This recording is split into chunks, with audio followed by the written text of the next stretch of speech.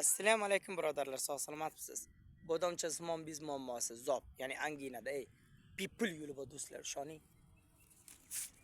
Qarang mana, oddiygina o'zimizda yong'oq, mana hozir dovchali vaqt, halbuki 20 kun vaqtingiz bor.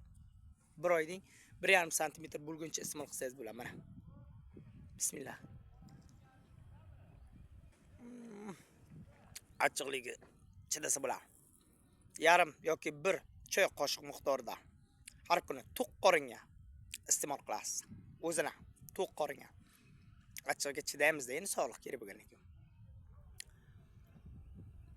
1 oygacha iste'mol qiling.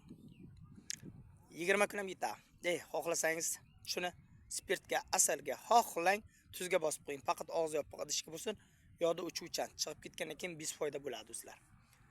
Bunisi saqlab qo'ying, qurting falon kazon deydi, bo'lmagan gap. Yo'da uchmasin muhimi.